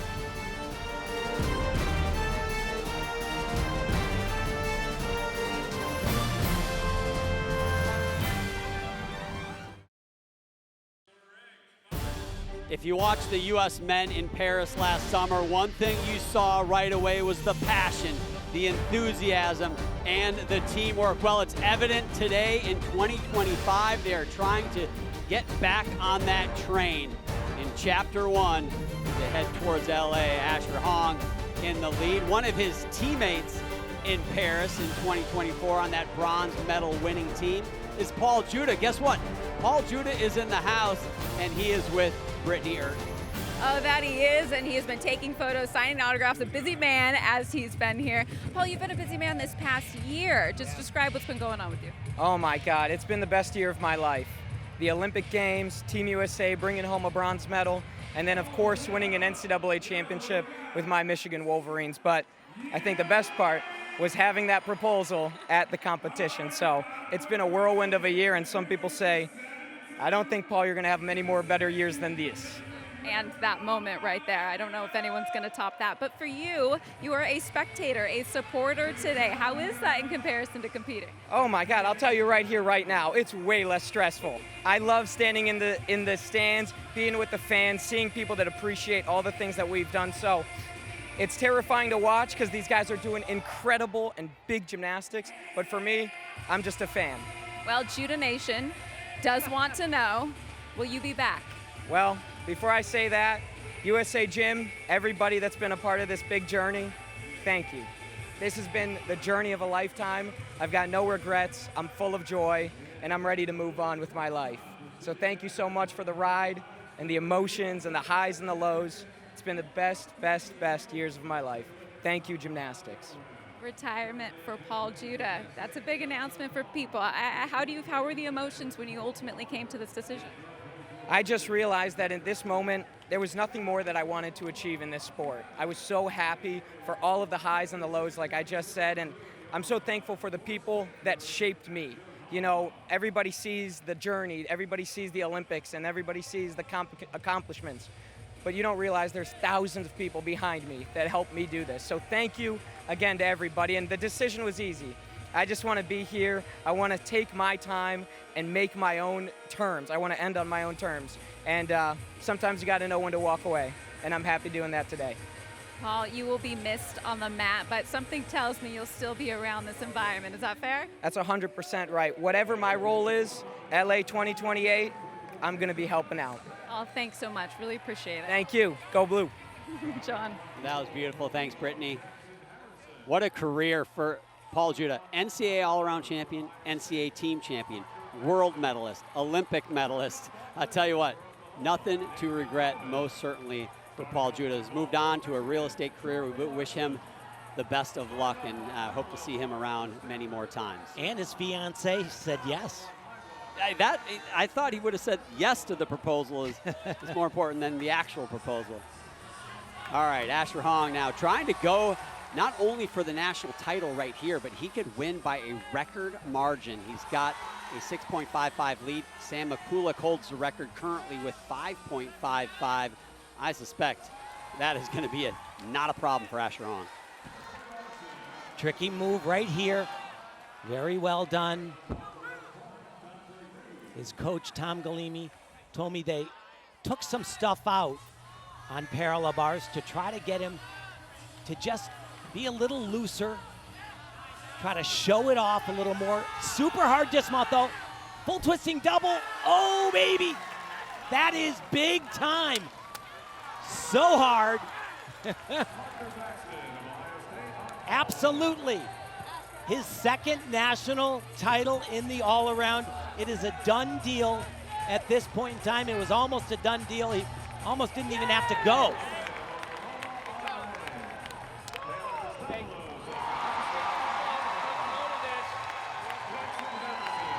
Where's your body at right now? We still got some building to do. Good job, though. And I love that. First of all, it is an amazing feeling when you land that last dismount and you know you're the best gymnast in the United States, and that's what Asher Hong just did. But fast forward. Hey, John, I think he's not just the best gymnast in the U.S., I think he's one of the best gymnasts in the world. This Asher Hong, with a caught high bar routine, he's going to be fighting for a medal in the all-around for the rest of the quad. And you heard Tom Galimi, his coach, come up to him and immediately move forward, immediately fast forward to, hey, we're here, but take care of your body. We still got a ways to go, and you gotta love that. Absolutely. His victory lap lasted all of 30 seconds as he walked off the podium. But when you're a guy like him, that's the way you think. So Frederick Richard finishes on vault. He's got a little less than a point to make up on Fuzzy Bennis if he wants to move into that second spot. Tim Daggett said that was going to happen. I think you guaranteed it, if I remember. No, I didn't guarantee it, but I said I thought it could happen. I thought it could happen. It hasn't happened yet. He's flirted with it in that third spot. Can he cross the line here? It's his vault against Fuzzy Bennis's ring routine. Certainly the advantage to Frederick, but Fuzzy's got a 1 point advantage almost in the all-around standings that he's got to make up. Yeah, but that's actually very doable for Frederick, without a doubt. The only problem is there's another guy. Colt Walker is yet to go on parallel bars, and he has got a smashing routine. And if they both do, if Frederick does what he did night one and Colt Walker does what he did night one, Colt finishes ahead of him. Oh! Giving himself a shot, though. Absolutely. That's one of the best vaults I've seen him do. Almost certainly gonna move ahead of Fuzzy Bennis. Obviously, Fuzzy's got to go on still rings yet, but that is going to be tough for him to hold off that vault. So it's going to come down to that Colt Walker parallel bar routine on whether Frederick Richard is a silver medalist or not. Yeah, there's really no doubt at this point in time with that vault and with Fuzzy's potential on still rings right here. He moves into second, as you see Fuzzy in the background right there on the still rings. Just the smallest of hops.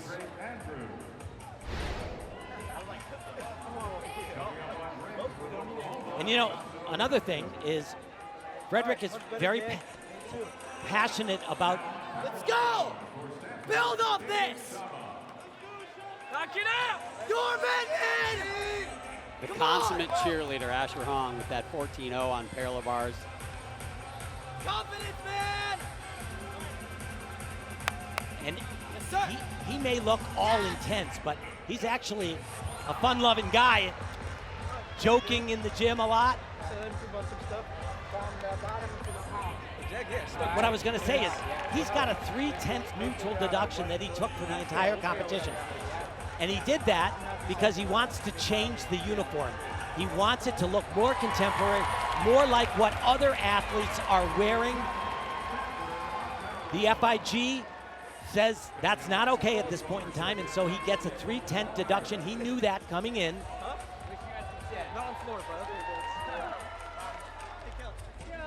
So Fuzzy, we saw him mounting the rings as Frederick was vaulting. This is that ring routine that just took place. He's got tremendous qualities. But the one thing he lacks is the brute strength. Nicely done right there. And they actually, looks like, yeah, they changed it up. I spoke to his coach Mark Williams, and I said, hey, Mark, you told me Fuzzy can hold that cross. And he said, he held it, kind of. And I went, okay. On the fourth time watching it through, I was saying, I don't think so. So they changed his mount, opted for a different thing. Double-double, really nicely done. The problem he has is it has a very low start value. Less than 4 points, I think. Yep, 3.8, you see it right there. 12.8 for the 22-year-old from Richmond, Texas. And it won't be enough to hold off Frederick Richard. He moves into third place. Now Colt Walker, fourth place after the fifth rotation. Needs higher than a 13.742 to take the lead on parallel bars to lock that spot for the World Championships, Tim. And that's an easy task for Colt, that 13. Got a 14.408 night one. Oh boy! And that was a struggle right there. He'll lose some tenths of a point, but it could have been somewhat disastrous for Colt. Now watch this, he really flies on this. Love to see it. That is not what he typically does right there. He went to his upper arms instead of, very unusual. Dismount, oh! And that is really a shame. Wow. Needed a 13.997 on parallel bars to get that second spot. Not gonna get it. Not gonna get it, and that means Frederick Richard, what a prognostication by Tim Daggett. He moves in to that second spot in the all-around and the silver medal for Mr. Richard. Let's go, Luke.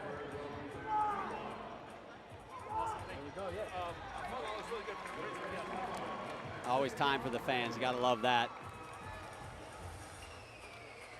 Asher Hong, hopefully that national title, the second for him, soaking in.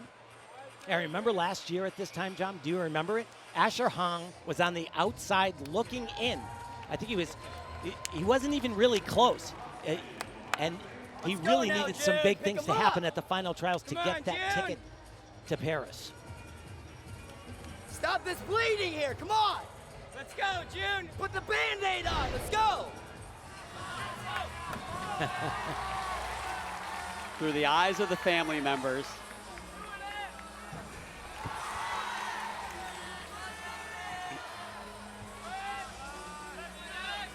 I had to watch my sister do gymnastics, Tim, and it was agonizing. And I know your son, you coached him in gymnastics. You know this feeling. Yeah, it's the hardest thing to deal with, to be perfectly honest. It's just gut-wrenching.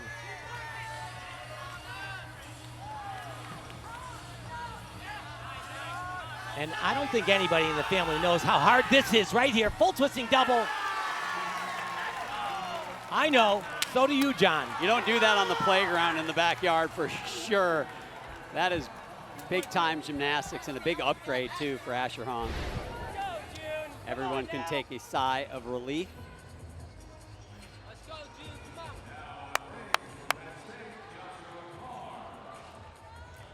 Fifth place after that fifth rotation. Josh Carnes now finishing off his competition on the still rings.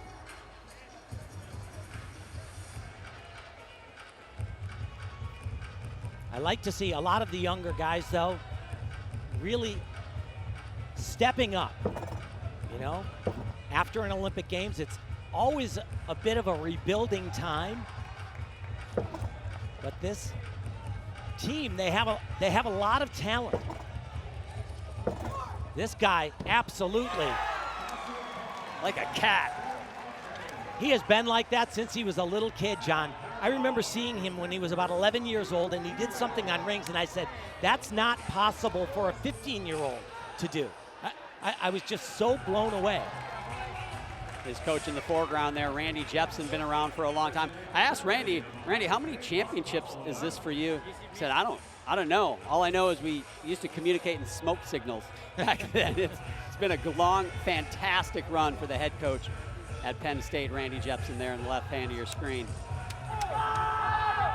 Very disappointing finish to what was otherwise a very good competition for Colt Walker, 13.002. And that is devastating because that will take him out of that locked position. He was one of just a handful, not even a handful, that could lock in, and it's gone because he had the start score he needed day one, but he did not win the event. Nope, and he came into today's competition third, finishes it fourth all around.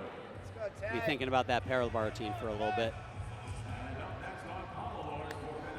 Yeah, and it's just this is the, I remember it being the worst feeling in the world, and you want to somehow release the emotions, and there's just no way to do it.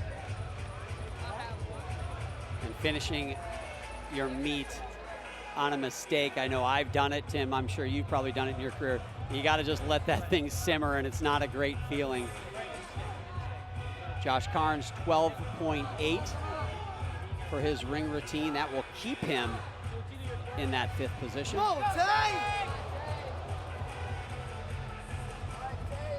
We're not done, Jay!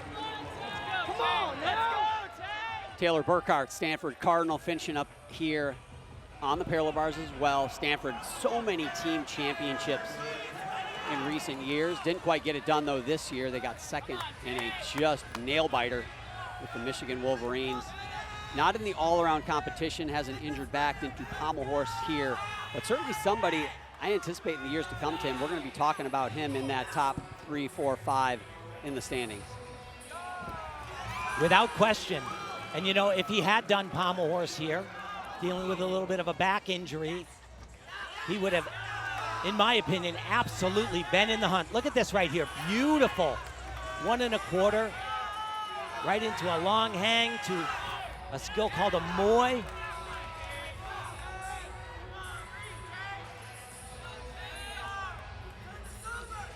And I've been watching Taylor for a long time.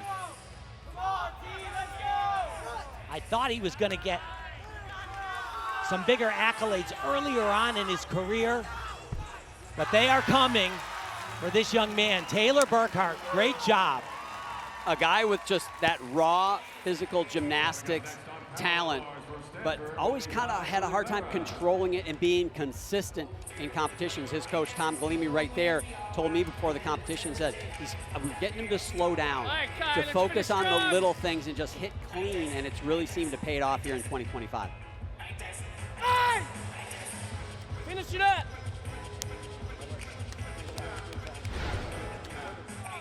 Come on, T, let's go! You got it now! Put it down! Put it down! Yep, they're a team. There's no team competition here, but they are absolutely a team. And you saw that same type of emotion from Team USA last summer in Paris. It was infectious. Yeah, all NCAA athletes on that Olympic team, and they went out in those team finals and said, we're going to treat this like an NCAA championship. And they supported each other and got the energy and found the magic. They were perfect on that team finals night, did not miss one routine, and of course we all know how it ended with the Pommel horse guy there at the end clinching it, and that energy continues here in 2025. Alex Natachi, the Cornhusker, finishing off on high bar. So I'm on the vault, outstanding there. Here is his 6th and final performance of these championships. Yeah, and he can swing pipe, that's for sure. Some big elements to showcase.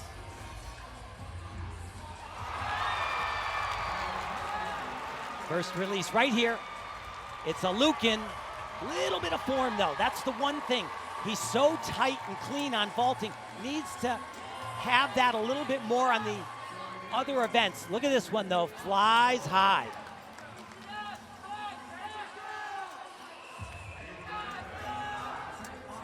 Triple back. Couple little hops and a shimmy. A nice job. on the upswing of his career as well. Absolutely, got some nice international experience this year, competed at the World University Games, was part of the gold medal team that competed in the DTB Mixed Cup in Stuttgart as well. So keep an eye on Alex Natashi, trying to make a name for himself as well. Taylor Burkhart, 14.1 to finish things out here at these U.S. Championships. Got a smile on his face and always promoting his team, the Stanford Cardinals. Frederick Richard, a fan favorite here, no doubt about it. Frederick flips, well, he flipped into that silver medal spot, but nobody was catching the U.S. national champion for 2025, Asher Hong.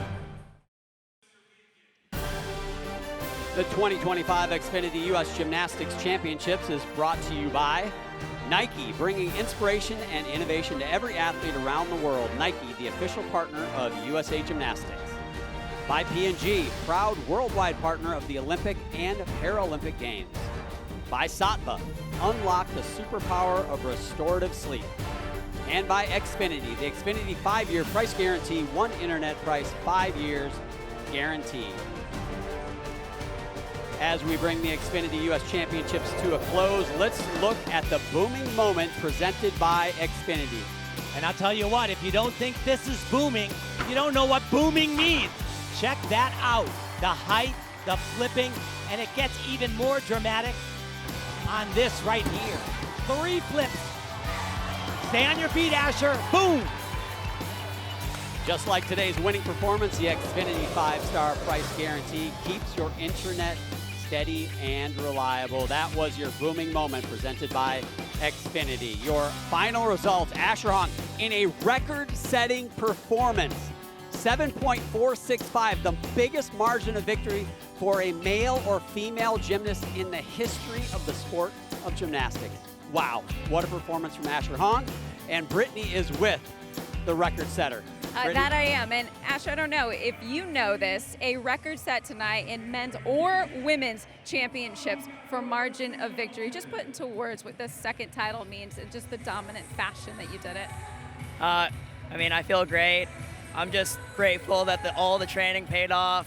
I mean, it was a hard grind these past 5 weeks. You know, I had a lot of hard trainings, but, you know, I came here with confidence, and, you know, one of our mottos is leave no doubt, and that's what I wanted to do here today. So take me back, though, to the floor routine and finishing that. After falling on the high bar, you exploded with emotion. What was going on in your mind that moment?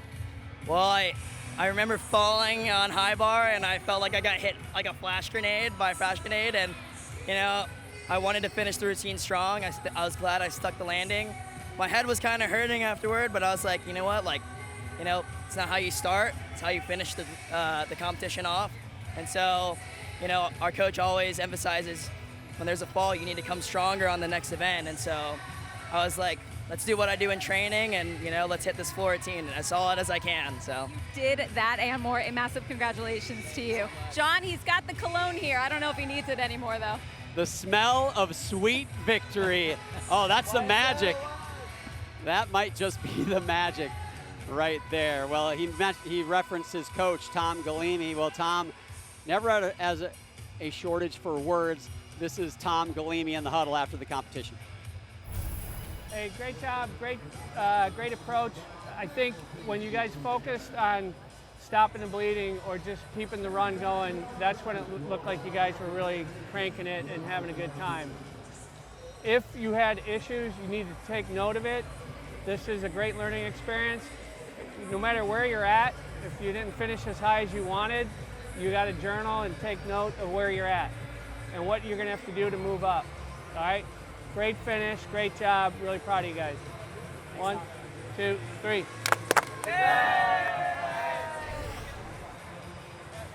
Asher Hong winning floor exercise. Tremendous. Patrick Hoops, how about that? Asher on rings. Asher locks in a world championship spot with vault. Brody Malone parallel bars, and Taylor Burkhart, national champions. Congratulations to those event winners. That'll do it for the men's competition. The USA Gymnastics Foundation raises funds to inspire world-class achievement at all levels of the sport and life. Please visit usagymfoundation.org to learn more. You can catch all the routines at the USA Gymnastics YouTube channel after the broadcast. For Tim Daggett, Brittany Urton, and our entire NBC Sports crew, I am John Roethlisberger saying so long for now from the 2025 Xfinity U.S. Gymnastics Championship.